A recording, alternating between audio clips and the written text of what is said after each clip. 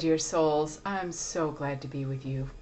There's so much light in the room around me right now coming from the sun that it's so ablaze that it's like I can't see the screen, which is almost wonderful because then I get to be with you light to light, and that's what matters today.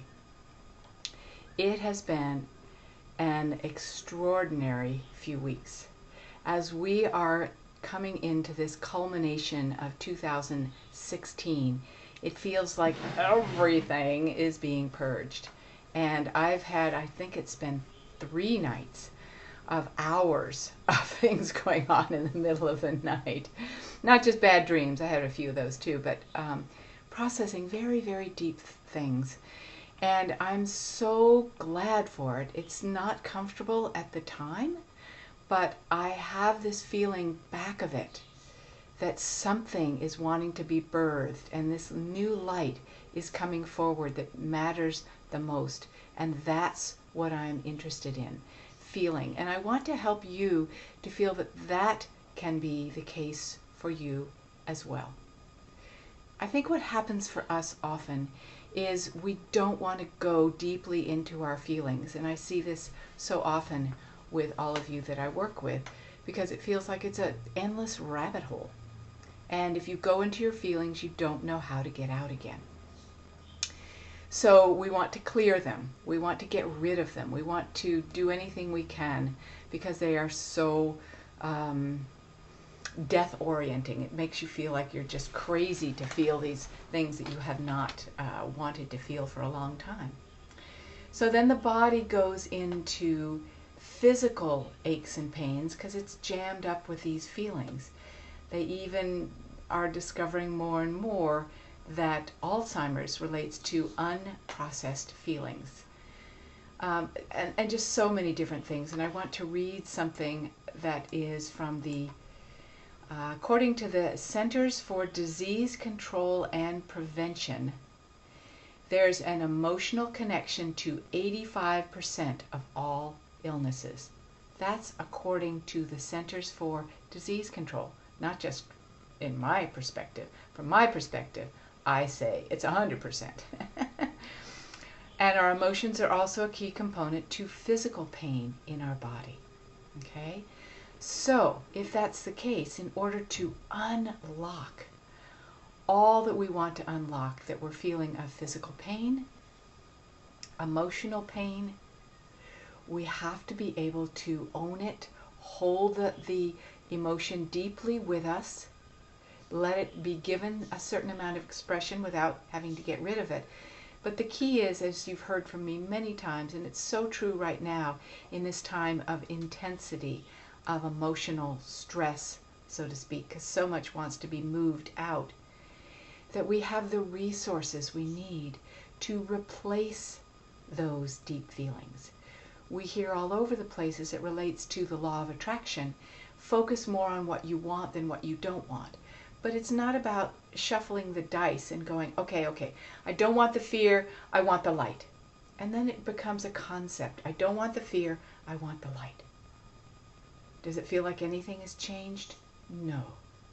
When you're in deep fear, let me see if I can come up with an example of what I worked with. Not feeling supported. Okay, so I was feeling this deep sense of not feeling supported. Now, I'd like to put it on a situation in my external, and at this time of year in the holidays, of course you could think of all sorts of things. But I knew it didn't relate to the immediate. But that was the trigger, okay? There was immediate feeling of that.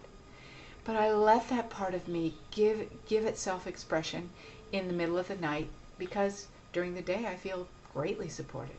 But this deep part had to be given voice. And then what do I do as it's being given voice and say, what do you need with it? It says it needs support. I went, oh, right, of course you do.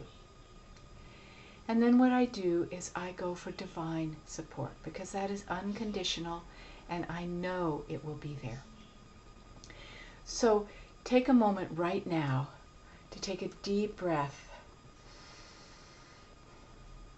Put your hand on your heart.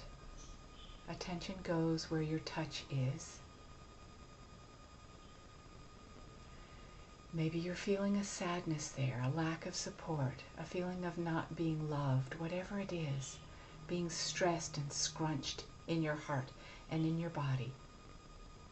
And feel yourself just connecting with something in nature or something sweet that you love and appreciate.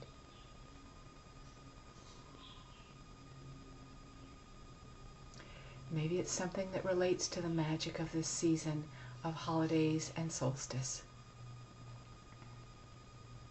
that we long to have more experience of. So feel that in yourself. Feel the space being made to receive something other than this part of you that is jammed in feeling unsupported. It's like, oh, okay, crying out. But you're opening an aspect of your heart to receive. And then feel a connection universally right now. Let yourself go up and out. Okay? Feel that connection to something vast. The stars, the last moon you saw, that beautiful supermoon. Anything in the night sky, the day, the sun, a beautiful tree. Feel that presence and what it does for you. Breathe that into your heart.